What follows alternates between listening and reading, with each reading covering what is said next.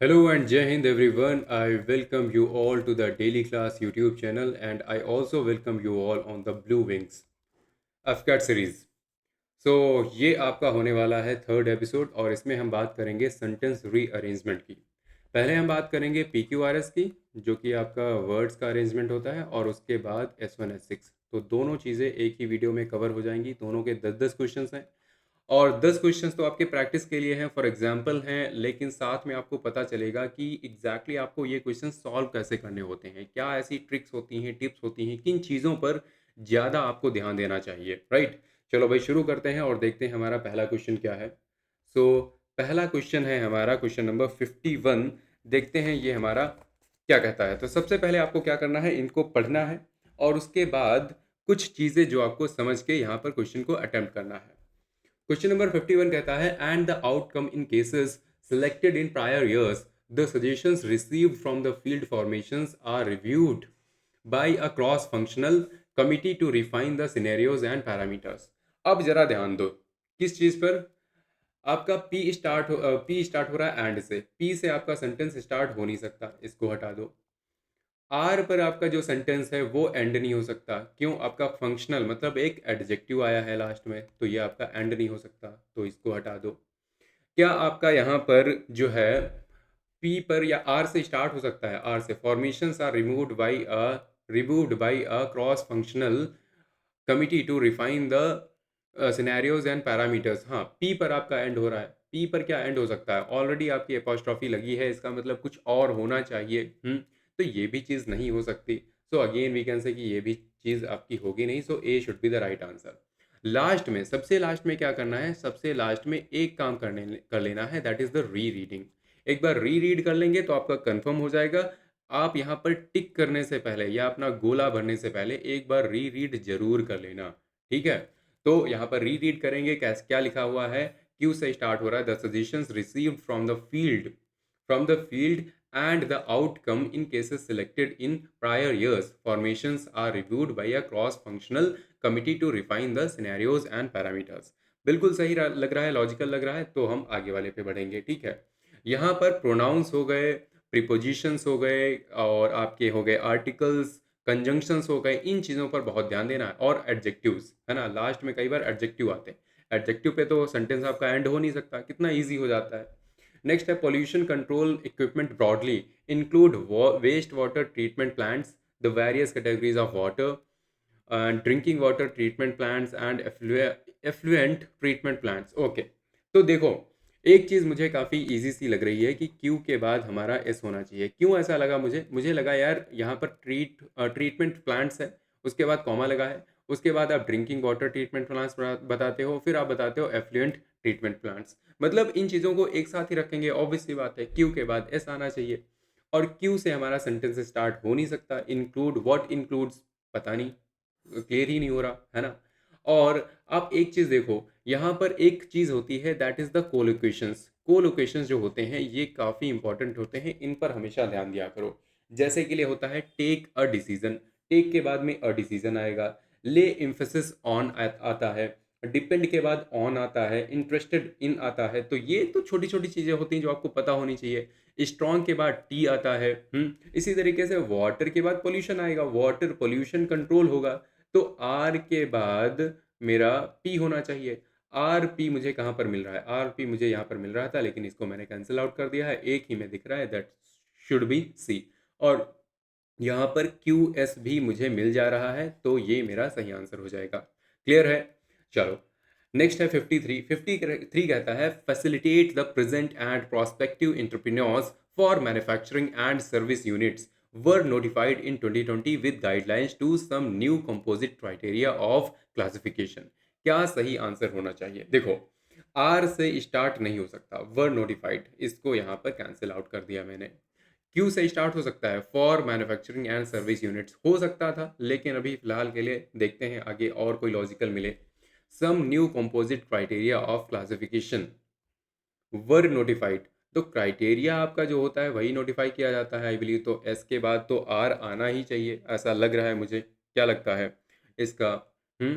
S के बाद are आएगा, देखते हैं अभी फिलहाल, ठीक है। सो क्लासिफिकेशन फॉर मैन्युफैक्चरिंग, हाँ बीच में ये चीज़ हो सकती है, बीच में आप यहाँ पर कुछ एक्स्ट्रा पॉइंट्स ऐड कर सकते हैं किसके लिए है, उसके बाद आप वर्ब पे जा सकते हैं। तो ये तो आप कर ही सकते हैं। तो एस के बाद क्यू हो सकता है, फिर आपका आर आएगा। और फिर आप पी को यहाँ पर कर सकते हैं। आर से आपका देखो एंड भी नहीं हो सकता, तो आर से अगर एंड भी नहीं हो सकता तो सी आपका सही आंसर होगा। क्यों एंड नहीं हो सकता? With guidelines to, with guidelines to.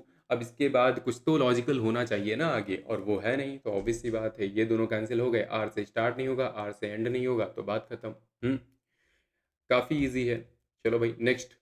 54 कहता है outside the formal education system the policy seeks to educate and equip potential entrepreneurs both within and in the entrepreneurship domain। Okay, so क्या मेरा जो सेंटेंस है वो आर से start हो सकता है? नहीं हो सकता, तो इसको हम कैंसिल आउट कर देते हैं। फिर उसके बाद क्या क्यू पर एंड हो सकता है? क्यू पर आपका एंड नहीं हो सकता, क्योंकि यहाँ पर एंड आ रहा है, नहीं हो सकता। राइट।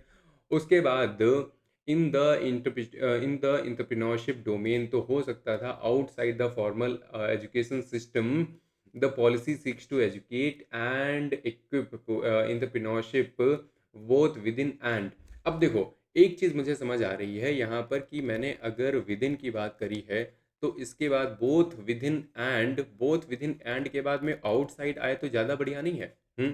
कि बोथ है, यहाँ पर आपने बात करी कि अंदर भी और बाहर भी, तो ये चीज़ आपका आर के बाद पी आना चाहिए। आर के बाद पी मुझे डी में मिल रहा है, D should be the right answer. खत्म हो गया।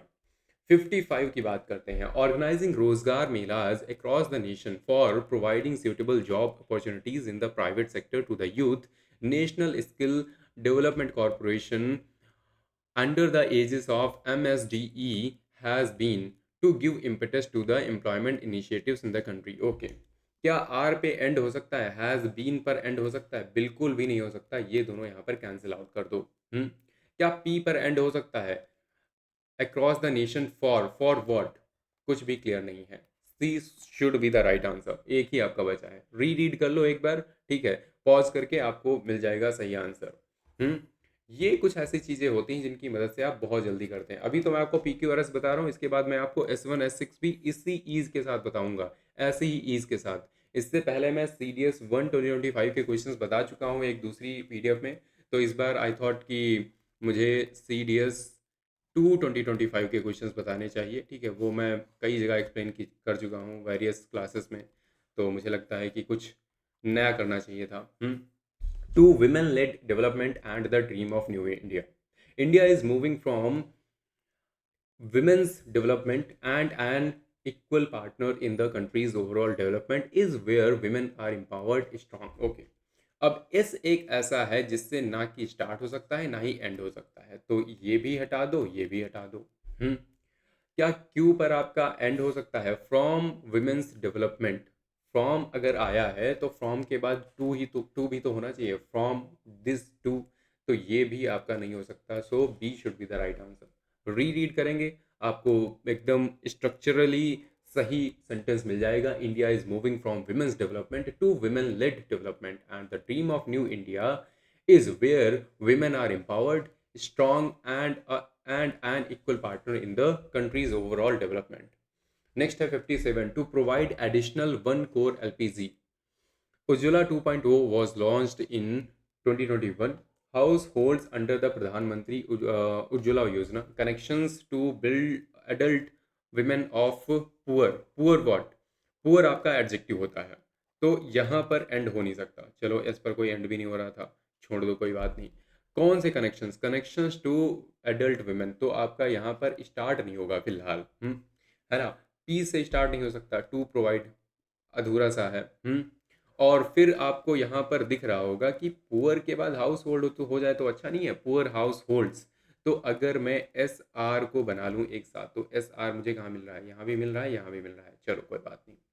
सो Ujjwala 2.0 was launched in 2021 to provide additional 1 crore LPG connections. हाँ, LPG कनेक्शंस, ये तो हम हमेशा से पढ़ते आए हैं, तो पी के बाद एस होना चाहिए, तो यहाँ पर पी होना चाहिए, तो ऑब्वियस सी बात है क्यू यहाँ पर होना चाहिए। So she should be the D should be the right answer.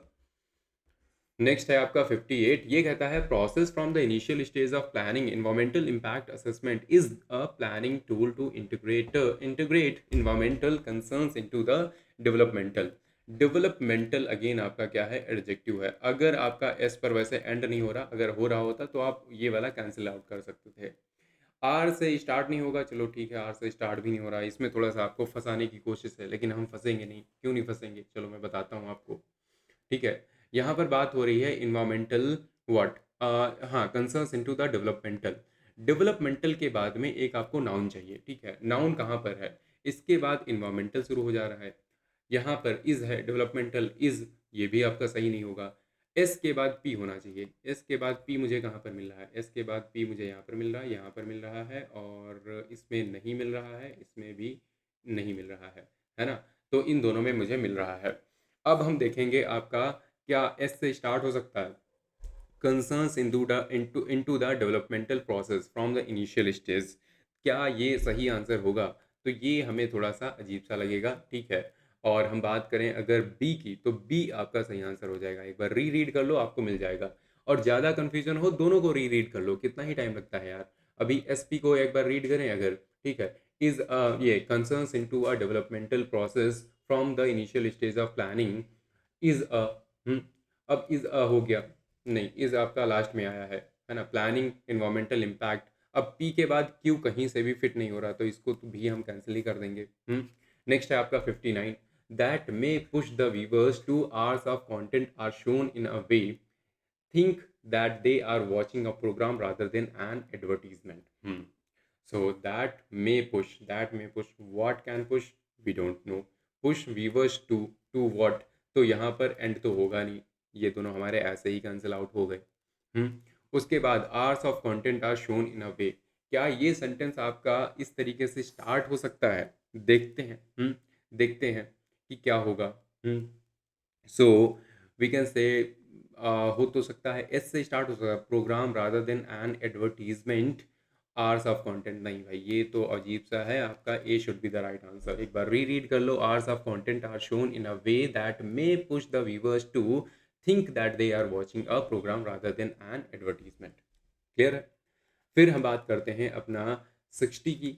ये कहता है engagement in performing visual and literary arts in the field of intangible heritage, the ministry extends financial support to individuals, group of individuals and cultural organisations. अब मुझे एक चीज़ पता चल गई, individuals के बाद कॉमा लगा है, मतलब इनके ही जैसी कोई चीज़ आनी चाहिए, तो आर के बाद तो एस जो है कंफर्म हो गया। Individuals comma group of individuals and cultural organisations. अब कल्चरल ऑर्गेनाइजेशंस के बाद क्या कर सकते हैं? क्या आप पहली बात तो क्यू से स्टार्ट कर सकते हो, इन the field of intangible heritage. तो क्यू से स्टार्ट कर सकते हैं, थोड़ा सा ऑकवर्ड हो जाएगा, इसको फिलहाल के लिए हटाते हैं। इंगेज्ड इन परफॉर्मिंग विजुअल, ये थोड़ा सा अजीब है। अगर cultural organisations engaged in performing visual and literary arts बोलें, तो मुझे लग रहा है थोड़ा सा सही हो जाएगा। तो एस के बाद पी आना चाहिए, तो यहाँ पर मुझे अगर पी मिल जाए तो थोड़ा सा सही हो जाएगा, है ना, ये थोड़ा सा सही हो जाएगा। क्या कहते हो? सो आर एस पी, मैंने किसको, ए को क्यों कैंसिल किया? ए को, अच्छा, ए को कैंसिल नहीं करना था यार, यहाँ पे कुछ कंफ्यूजन हुआ है फिलहाल। A should be your right answer, A तो यहाँ पर सही आंसर होना चाहिए, है ना। हम यहाँ पर आर से एंड नहीं कर सकते, इन दोनों को हटाएंगे। एस पर एंड नहीं कर सकते, एंड एस पर मतलब एंड कर सकते हैं, लेकिन हम आर से अगर स्टार्ट करें, बीच में हमारा जो है कॉमा बनेगा नहीं, क्योंकि आर के बाद हमें एस चाहिए ही चाहिए। तो ए हमारा सही आंसर होना चाहिए, ठीक है। शायद मैंने थोड़ी सी गलती कर दी है यहाँ पर, फिलहाल A should be the right answer, ठीक है। आई होप आपको समझ में तो आ ही गया होगा, एक बार री रीड कर लो रोक के, आपको बिल्कुल क्लियर हो जाएगा। अब हम बात करते हैं S1 S6। देखो वो वाले जो सेक्शन हैं आपके बहुत डिफिकल्ट है नहीं, शायद मैंने थोड़ा सा अंडर एस्टिमेट करने की वजह से थोड़ी सी गलती कर दी, ठीक है। अदरवाइज आप यहाँ पर S1 S6 अब देखो ये कितना इजी है, या फिर कैसे क्या किए जाते हैं। अब यहाँ पर पहला है आपका रूल, मैं आपको बता दूं क्या करना है आपको। सबसे पहले S1 पढ़ना है, S6 पढ़ना है, फिर PQRS पढ़ना है, और फिर आपने नेचुरली यहाँ पर बनाने की कोशिश करनी है। किन किन चीज़ों का ध्यान देना है? ध्यान देना है आपको, जैसे कि लिए सच लिखा हो, हाउ एवर लिखा हो, दैट लिखा हो, दिस लिखा हो, या फिर इट्स लिखा हो, इट है, ठीक है? ये जितने भी प्रोनाउंस होते हैं, जो भी एडजेक्टिव्स होते हैं, पॉजेसिव एडजेक्टिव्स होते हैं, इन सब पर आपको ध्यान देते हुए चलना है। और एक चीज़ होती है दैट इज़ आर्टिकल, ठीक है? द वगैरह पर ध्यान देना है। द का मतलब ये होता है कि ऑलरेडी आपने कहीं न कहीं इंट्रोड्यूस कर दिया है, that's why you are using the. फिलहाल हम देखते हैं कि क्या आपका सही आंसर होना चाहिए। The Tungabhadra is the chief tributary of the Krishna formed by the union near Kundali of the two streams Tunga and Bhadra. The Tungabhadra has served as a historic natural frontier right through the centuries. Okay. फिर हम S1 की बात करते हैं. The Tungabhadra is the chief tributary of the Krishna formed by the union near Kundali of the two streams Tunga and Bhadra. इसके बाद आप किस चीज़ को यहाँ पर इंट्रोड्यूस करना चाहेंगे? देखते हैं। The river is perennial in character and comes down in frequent heavy rushes during the rains. The rain bearing river was dammed by the rulers of Vijayanagar near Hampi for watering the palaces and gardens of that great city. The United Stream strikes in a northeasterly direction through Mysore and skirts the adjacent districts. The bed of both the head streams of the Tungabhadra is rocky. Okay. अब आपको एक चीज़ पता होनी चाहिए, यहाँ पर हमने historic चीज़ों की बात करी है और हिस्ट्री की बात यहाँ पर हो रही है। इसीलिए मैं कहता हूँ S6 को कभी भी इग्नोर मत करना। अगर आप इग्नोर करेंगे इसका मतलब आप लास्ट वाले को मिस कर देते हैं। आपको यहाँ पर किधर जाना है, S6 क्या बताता है? S6 आपको डायरेक्शन दिखाता है, वेयर टू गो। और वेयर टू गो आपको अगर पता है तो आप लास्ट वाली जो होती है उसको आप गेस कर पाते हैं बढ़िया से। तो हम कह सकते हैं कि क्यू जो है आपका लास्ट होना चाहिए, लास्ट या फिर पीछे होना चाहिए। एटलीस्ट स्टार्टिंग में तो नहीं होगा, है ना? ये तो नहीं होने चाहिए। क्लियर है। उसके बाद आपने यहाँ पर रेन की बात करी है। तो यहाँ पर बोलते हैं द रेन बियरिंग, मतलब पी से पहले क्यू होना चाहिए। पी से पहले क्यू अगर यहाँ पर आपको मिल रहा है तो सी आपका फिलहाल सही आंसर होगा। लेकिन थोड़ा सा और आपको चीज़ें बता देता हूँ। जैसे कि लिए यहाँ पर देखो बात करी है इन्होंने टू स्ट्रीम्स की, ठीक है? ऑफ द टू स्ट्रीम्स, यहाँ पर बाय द यूनियन, यूनियन बन रहा है। फिर आपकी बन रही है यूनाइटेड स्ट्रीम, स्ट्राइक करती है, ठीक है? उसके बाद bed of the both of the head streams of the Tungabhadra is rocky. The river is perennial in character and comes down in frequent heavy rushes during the rain. फिर आप कहते हैं the rain bearing river, ठीक है? तो इस तरीके से आप कहेंगे तो सी आपका जो है राइट आंसर हो जाएगा, RSPQ। ठीक है, आगे बढ़ते हैं। नेक्स्ट आपका है 62। ये है इन जुलाई 1917 Prince लेवोव was replaced by a socialist revolutionary Alexander Kerensky as the head of the provisional government. In Russia, the Soviets have been in existence since 1905 and the Soviet system played a especially important role during the played and especially होना चाहिए ना, role under the provisional government. सो जुलाई में क्या हुआ, जुलाई 17 में यहाँ पर इन्होंने रिप्लेस कर दिया। ओके, इस चीज़ की बात की गई है। फिर पी कहता है how were such a partial replacement failed to satisfy the Bolsheviks. Okay. फिर है the revolutionaries did not want a parliamentary public republic nor a bourgeois democracy rather than they wanted a Soviet of workers, soldiers and labourers. अब ये आपका जो बोर्जवा होता है ना, इसका मतलब ये होता है एक सेक्शन जो होता है जो आपका बहुत अच्छा कर रहा होता है सोसाइटी में, ठीक ठाक खा पी रहा होता है, ठीक ठाक वेल ऑफ पोजीशन में होता है, ठीक है? उसको हम बोलते हैं बोर्जवा, ठीक है? तो कई बार ये लड़ाई चलती थी बोर्जवा और प्रोलिटारिएट की यूरोप में, जो कार्ल मार्क्स जो अपनी आइडियोलॉजी लेके आए थे वहाँ पर। इन सब चीज़ों की बात करेंगे किसी एक वीडियो में। तो इसके बाद आर पढ़ते हैं। When the February revolution broke out the leader of the Bolsheviks Lenin was in Switzerland. He arrived in Russia in April 1917 and was followed by Trotsky. Okay, तो यहाँ पर एक चीज़ तो क्लियर हो गई भाई, आर के बाद मेरे को एस चाहिए, आर के बाद एस होना चाहिए। आर के बाद एस इसमें नहीं मिल रहा है, आर के बाद एस यहाँ पर मिल रहा है, आर के बाद एस यहाँ पर नहीं मिल रहा, आर के बाद एग्जैक्टली एस नहीं मिल रहा। सो बी आपका सही आंसर हो जाएगा। बहुत ही ईज़ी था, इसमें तो काफ़ी ईज़िली हमें ये चीज़ मिल गई। और ऑब्वियस सी बात है, दूसरी एक चीज़ हो गई, यहाँ पर रिप्लेस करने की बात हुई थी और यहाँ पर कहते हैं however such a replacement failed to satisfy the Bolsheviks. तो ये चीज़ आपको बतानी है। और रिवोल्यूशनरीज को क्या चाहिए था वो आगे ये लोग बता रहे थे, क्यों सेटिस्फाइड नहीं थे, क्यों में आपको और ज़्यादा चीज़ें बताई गई हैं। राइट। तो आप यहाँ पर चीज़ जो है आपकी कह सकते हैं, तो आप कहेंगे पी आर एस और फिर बाद में आप क्यू पे जाएंगे, क्योंकि हमें मतलब एक चीज़, दो चीज़ें मिली हैं, एक तो हमें ये वाला रिप्लेसमेंट वाला यहाँ पर मिल गया है और दूसरा ये चीज़ जो है दैट वाज कंफर्म। तो पी तो लास्ट में शुरुआत में होना ही चाहिए। नेक्स्ट है 63। 63 कहता है the history of India's struggle for freedom is an enthralling one. Okay, यहाँ पर आपका एक वर्ड आया है दैट इज इनथ्रिलिंग। इसका मतलब क्या होता है? इसका मतलब है फैसिनेटिंग। ठीक है, फैसिनेटिंग और इंचांटिंग आप कह सकते हैं। A more vibrant retelling is perhaps required for this tumultuous period of our history. अब ये ट्यूमल्टस क्या होता है? इसका मतलब होता है something which is very noisy, और ये रीटेलिंग का मतलब होता है सिंपली जब दोबारा चीज़ बोली जाए उसे। नाउ फिर से पढ़ते हैं। The history of India's struggle for freedom is N in thrilling one. It has all the drama and excitement of an epic tell. Okay, उसके बाद हम बात करते हैं। And yet, in most history textbooks, what students encounter are facts, figures, names, and numbers. As in epics, heroism was often accompanied by extreme sacrifice. Accounts of this period are loaded with tales of loyalty, allegiance, high ideals, and peaceful protest. Okay, तो सही answer आपका क्या होना चाहिए? क्या लगता है? तो गेस हो गया होगा। सबसे पहले तो आपने हिस्ट्री ऑफ इंडिया बोला है, बहुत ही इंथ्रिलिंग है। It has all the drama, मतलब आपका पी से तो स्टार्ट होना चाहिए, है ना। और फिर आपने यहाँ पर एपिक टेल बोल दिया है। फिर आप बोलते हैं एज इन एपिक टेल्स, जैसे आपका एपिक टेल्स में होता है ना उस तरीके से। तो पी के बाद आर आएगा, पी के बाद आर आपको यहीं पर दिख रहा है। फिर आप एस को बोलेंगे accounts of this periods are loaded this, और फिर भी ऐसा है।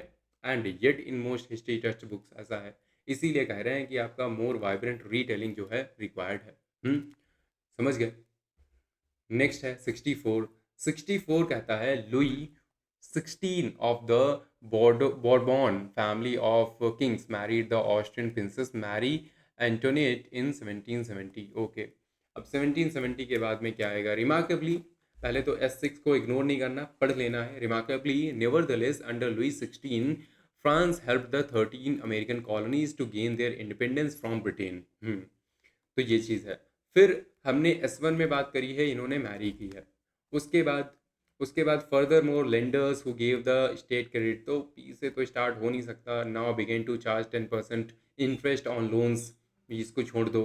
The ascension was preceded by a war that added more than a billion liver to a debt that had already risen to more than 2 billion liver. Okay.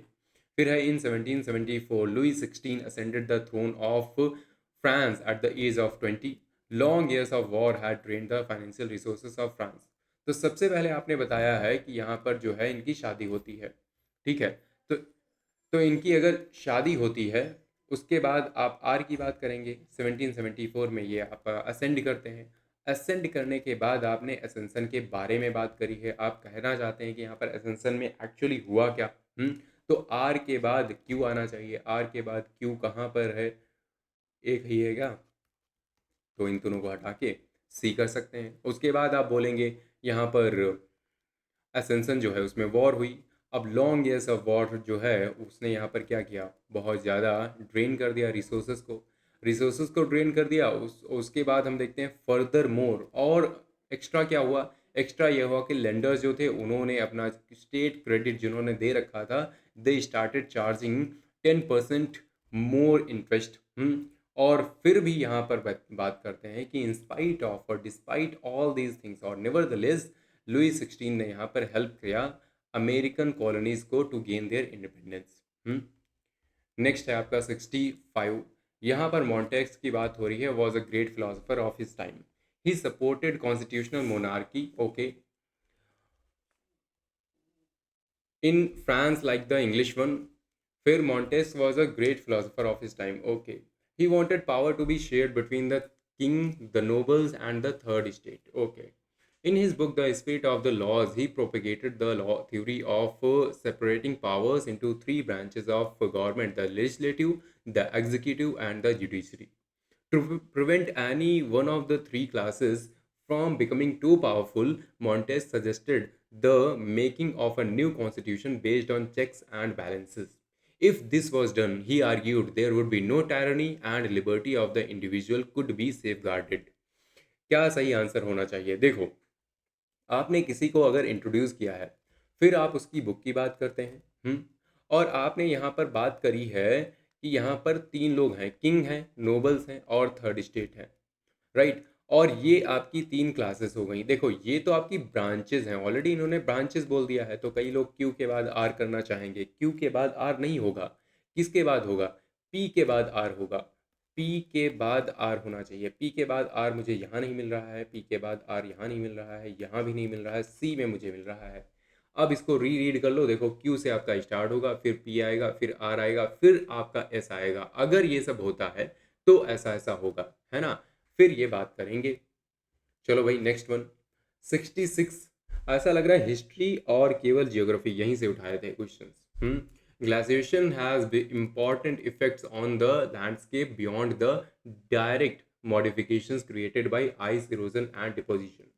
At the same time, ice advanced from the Wells Mountains into the Vale of Evesham and combined with northern ice to pond up a large proglacial lake covering much of the Midlands. Okay, फिर से हम S1 देखते हैं। S1 में कह रहे हैं कि ग्लेशिएशन आपका जो है, इसके पास इंपॉर्टेंट इफेक्ट होते हैं on the landscape beyond the direct modifications created by ice erosion and deposition. अब यहाँ पर आप डायरेक्टली बोल रहे हैं वन एग्जाम्पल। कौन सा एग्जाम्पल? आपने कोई बात ही नहीं करी अभी तक, तो ये तो स्टार्ट नहीं होगा। तो पी आपको यहाँ पर कैंसिल आउट कर सकते हैं आप, पी से तो स्टार्ट होगा नहीं। फिर आप बोलते हैं यहाँ पर the Midlands what is now the Coventry Warwick area was formerly drained by the headwaters of the river shore flowing into the Trent south of Nottingham. फिर two well documented instances of such effects occur in England. Two well documented. अब ये आपको पढ़ के लगा होगा कि इसके जस्ट बाद अगर पी आ जाए तो काफ़ी लॉजिकल रहेगा, है ना? आपने टू की बात करी, फिर उसके बाद आप बात करते हैं कि वन एग्जाम्पल तो ये है। और फिर आप दूसरे की कहीं बात करेंगे। फिर है during glaciation the valleys of Soar and Trent were occupied by ice advancing from the north. तो मुझे लगा यार आर के बाद पी आना चाहिए। आर के बाद पी कहाँ पर है? इसमें भी नहीं है, इन दोनों में है। तो during glaciation the valleys of Soar and Trent were occupied by ice advancing from the north.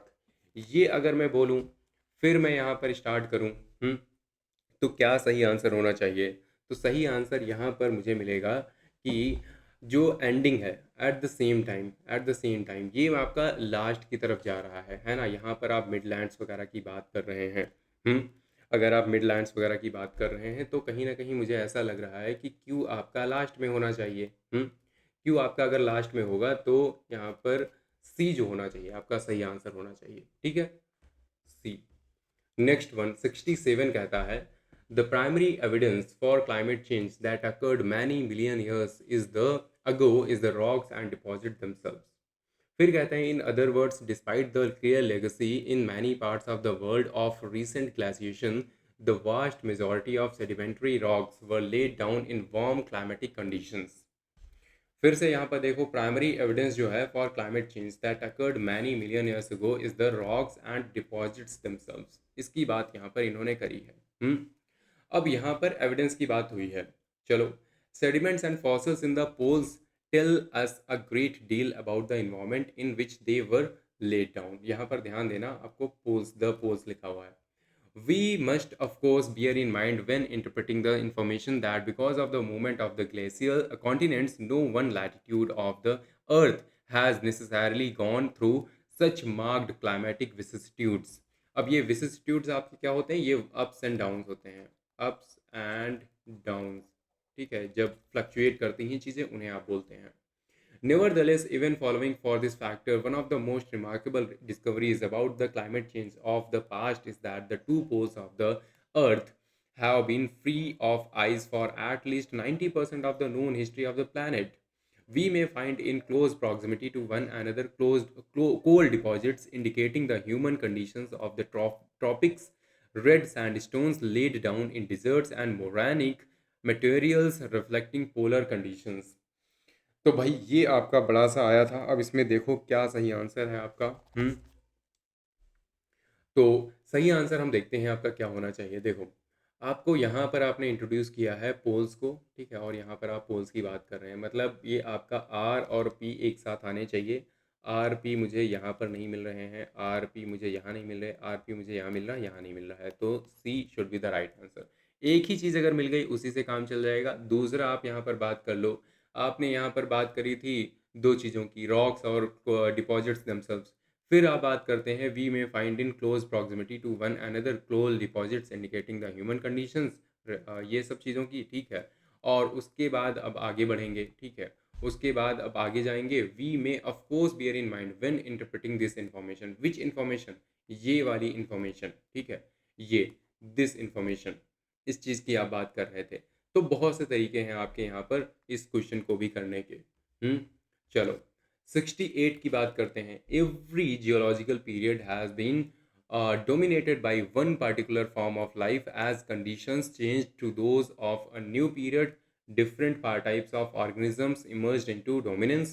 फिर है the origin of completely new biological systems is comparatively rare, so consequently only a few major types have developed during the history of life.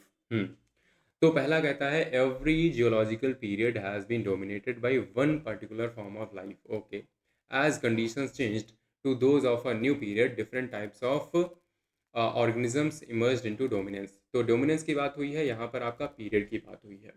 फिर आप बात करते हैं individual shifts rely on opportunity, okay, ठीक है, rely on opportunity, this one is 68, right.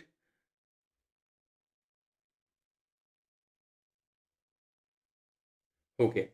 Individual shifts rely on opportunity, ecological access, and the development of a new adaptation.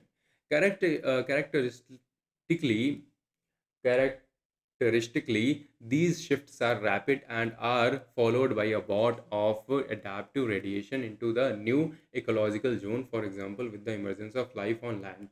अब यहाँ पर एक आपका वर्ड आया है बॉट, इसका मतलब देखो पता होना चाहिए। इसका मतलब होता है किसी भी चीज़ की स्टेट, इंटेंशन या फिर मूड, ठीक है।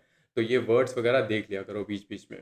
फिर है with in each period natural selection has created a vast array of adaptive experiments culminating in a breakthrough to a new ideological system that may cross the ecological barrier to the next period. Every breakthrough of shift in dominance is dependent on ones that have occurred before, so that the process of evolution is progressive. Okay. So आपने यहाँ पर बात करी थी period की, यहाँ पर बात हुई है विद इन ईच पीरियड, तो आर से आपका स्टार्ट होना चाहिए, ठीक है। ये चीज़ तो देखो क्लियर हो गई। उसके बाद आप कहेंगे, यहाँ पर आप इंडिविजुअल शिफ्ट की बात कर रहे हैं, फिर बाद में याद कर रहे हैं दीज शिफ्ट्स। ये आपका दीज आपका बाद में आएगा, ऑब्वियस सी बात है। पहले आप यहाँ पर शिफ्ट को इंट्रोड्यूस कर चुके हैं, every breakthrough of shift, और यहाँ पर इंडिविजुअल शिफ्ट की बात कर ली, फिर आप दीज शिफ्ट की बात करेंगे, तो क्यू तो आपका बाद में आना चाहिए, राइट। एस और पी दोनों के ही, तो आप सी के साथ जाएंगे। क्लियर है, ठीक है। चलो भाई आगे बढ़ते हैं। 69 क्या होगा? 69 कहता है the sun is the primary transmitter of energy for the processes of change on the earth surface and in the atmosphere. Only a small part of insolation is absorbed and converted into thermal energy. Next है आपको फिर से S1 पढ़ना है। The sun is the primary transmitter, okay, transmitter of energy for the processes of change on the earth surface. फिर है its rays are transmitted in various wavelengths of the solar spectrum, mainly in the ultraviolet visible and infrared bands. When components of the solar spectrum reach the earth, the insolation is partially absorbed and converted to thermal energy. The amount of energy the earth receives from other celestial bodies is negligible by comparison.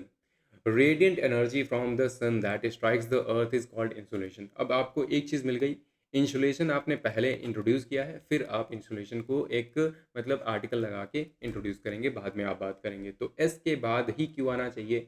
S S यहाँ पर Q आपका पहले आ गया है, इसको हटा दो, ठीक है। और एस क्यू है, यहाँ पर भी एस क्यू है। तो ये तो काफ़ी बढ़िया चीज़ हो गई है। अब इसके बाद आप देखो, अब ये ना यहाँ पर आपका फिर से अगेन प्रोसेस की ही बात हो रही है, ध्यान से पढ़ना, ठीक है। When components of the solar spectrum reach the earth, the insolation is partially absorbed and converted to thermal energy. Its rays are transmitted in various wavelengths. अब आपकी प्रोसेस बताया जा रहा है कि क्या क्या हो रहा है। यहाँ एब्जॉर्ब हो रहा है, कन्वर्ट हो रहा है, उसके बाद ट्रांसमिट हो रहा है, इन्हीं सब चीज़ों की बात है। तो पी के बाद क्यू आना चाहिए। तो ये कहीं ना कहीं आपका एक लॉजिकल सीक्वेंस लगता दिख रहा है। लेकिन आप इसकी आर की बात करो, आर में आप कह रहे हैं यहाँ पर अदर सेलेशियल बॉडी से आप कंपेयर कर रहे हैं। किसको कंपेयर कर रहे हैं? आई बिलीव सन को आप कर रहे हैं कंपेयर। तो इसको आप और कहीं बीच में फिट नहीं कर पाएंगे, इसको आपको सबसे आगे रखना पड़ेगा, ठीक है। तो इसलिए आपको डी जो है सही आंसर लगाना पड़ेगा, RSQP। नेक्स्ट है last 70, temperature indicates the relative degree of molecular activity or heat of a substance. The boiling point of water under standard conditions is at 100 degrees centigrade. फिर है आपका temperature is an index of sensible heat, not a direct measure of the quantity of energy. Zero on this scale. This scale की बात यहाँ पर हुई है, ठीक है। Triple point temperature at which the gases, liquid and solid states of water are at equilibrium under standard atmospheric pressure. If heat flows from one body to another, the former has the higher temperature.